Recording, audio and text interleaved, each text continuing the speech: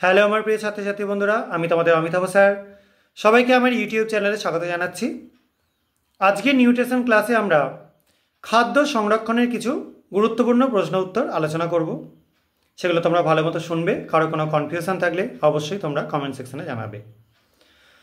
প্রথম চলে আসি, ক্যানিং করা খাদ্যবস্তুতে কিভাবে জীবাণু সংক্রমণ হয় এবং কী টাইপের জীবাণু সংক্রমণ হয়। প্রথম যেটা হচ্ছে, ক্যানিং করবার সময় যদি যে কন্টেনারে করা হচ্ছে সেটা নির্বীজকরণ না করা হয় তখন জীবাণু সংক্রমণ হতে পারে।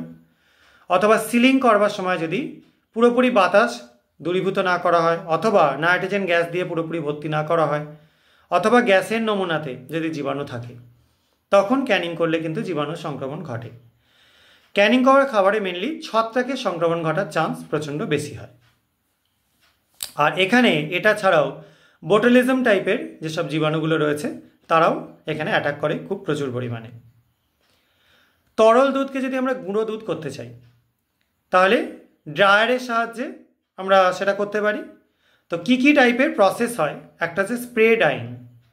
এই ড্রাইং পদ্ধতিতে খুব সহজেই একটা স্প্রে গানের সাহায্যে লিকুইডটাকে স্প্রে করা হয় এবং গরম হাওয়া প্রবেশ করিয়ে সেটার সাহায্যে শুকিয়ে দেওয়া হয়। আর একটা হচ্ছে কি রোলার ড্রাইং। এই দুরকম ড্রাইংয়ের পদ্ধতি আছে। নেক্সট, ফল আর সবজি আমরা খোলা রেখে দিলে কেন নষ্ট হয়ে যায়।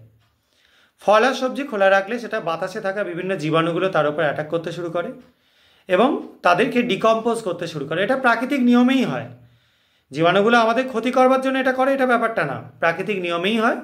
এবং জীবাণুগুলো এগুলোকে ডিকম্পোজ করতে বা ভাঙন ধরাতে শুরু করে।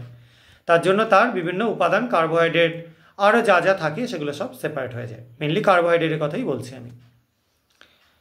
কোল্ড স্মোকিং এটা কি? মাছকে সংরক্ষণ করার খুব ভালো একটা পদ্ধতি। এটাই একটা বিশেষ টাইপের ভাটি তৈরি করে 15 থেকে 25 ডিগ্রি সেলসিয়াস টেম্পারেচার রাখা হয় এখানে, এবং ধীরে ধীরে নিচে থেকে ধোঁয়া দেওয়ার মাধ্যমে মাছটাকে শুকানোর ব্যবস্থা করা হয়।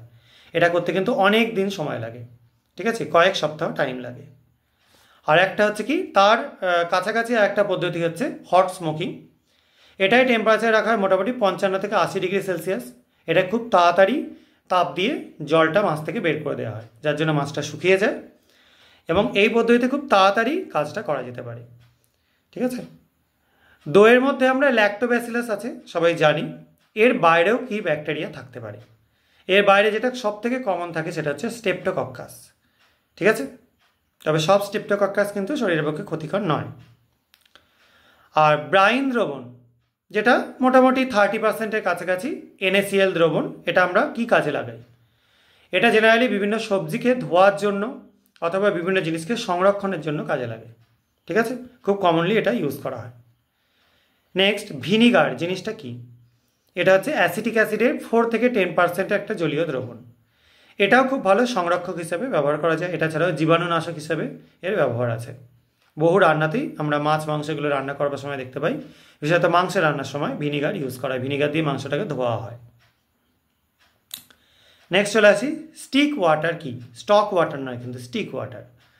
যখন কোনো চর্বিযুক্ত মাছ বা মাংসকে প্রসেসিং করা হয়, এটা মাছের জন্যই সব থেকে বেশি হয়, তখন তার অতিরিক্ত চর্বি থাকবার জন্য এটা পচনটা বেশি হওয়ার একটা চান্স থাকে। এই জন্য এটাকে গরম জলের মধ্যে ফুটিয়ে এর থেকে অতিরিক্ত জল এবং চর্বিটা নিষ্কাশন করে নেওয়া হয়। নিষ্কাশন করবার পর যে রেসিডিউটা পাওয়া যায় তাকে বলা হয় স্টিক ওয়াটার। এটাও অনেক কাজে লাগানো যেতে পারে, ঠিক আছে। তো স্টিক ওয়াটার যদি মাছ থেকে বের করে নেওয়া হয়, মাছটা কিন্তু খাওয়ার পক্ষে আরও বেশি উপযুক্ত হয়ে পড়ে। তবে স্টিক ওয়াটারের সঙ্গে মাছের অনেক গুরুত্বপূর্ণ কিছু উপাদানও বেরিয়ে আসতে পারে। এবার গ্রামাঞ্চলে যেখানে ফ্রিজার থাকে না, সেখানে মাছ সংরক্ষণ খুব কমন পদ্ধতি কিভাবে করা হয়? এটা অবশ্যই মাছকে শুকিয়ে নিয়ে শুটকি মাছে পরিণত করা হয়। এইভাবে করে মাছকে অনেক দিন লাস্টিং করানো যায়। ইলিশ থেকে শুরু করে অনেক মাছকেই এই পদ্ধতিতে আমরা প্রসেসিং করতে দেখতে পাই। আর পচনশীল খাদ্যবস্তুর মধ্যে আমরা কাকে বলতে পারি? বিভিন্ন সবজি, ফল, মাছ, মাংস, ডিম, এগুলোকে মোটামুটি পচনশীল খাদ্যবস্তু আমরা বলতে পারি। আর অর্ধ পচনশীল যদি বলা হয় তাহলে কী কী বলা যায়? আলু, পেঁয়াজ, আদা, রসুন, ওল, এসব কন্দ জাতীয় যে জিনিসগুলো রয়েছে সেগুলো সবই এর মধ্যে পড়ে। আর খাদ্য সংরক্ষণে ব্যবহার করা হয় এমন দুটো কমন রাসায়নিক।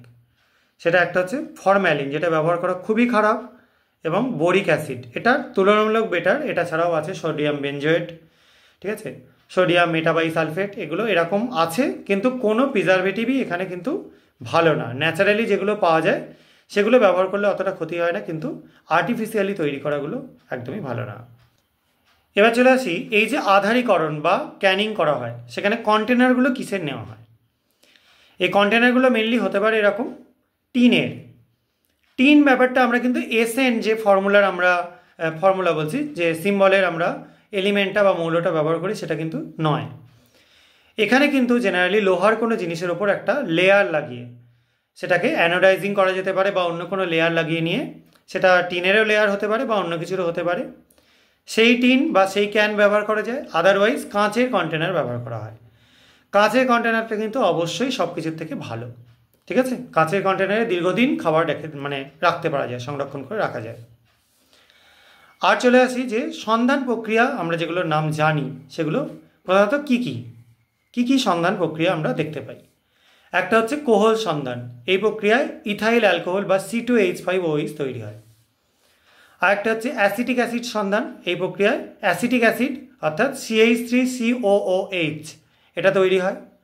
আর একটা হয় ল্যাকটিক অ্যাসিড সন্ধান, বা যেটা আমরা ল্যাকটিক অ্যাসিড বা CH3CHOH COOH এগুলো তৈরি হয়। এই তিনটে সন্ধান প্রক্রিয়ায় কিন্তু প্রচণ্ড গুরুত্বপূর্ণ। তো আজকে আমরা এটাই আলোচনা করলাম, এই অবধি আলোচনা আজকে থাকলো। পরবর্তী ক্লাসে আবার বাকিটা আলোচনা হবে। ভিডিওগুলো ভালো লাগলে চ্যানেলটা সাবস্ক্রাইব করো, ভিডিওগুলো লাইক এবং শেয়ার করো। আজকের মতো এটুকুনি, বাই।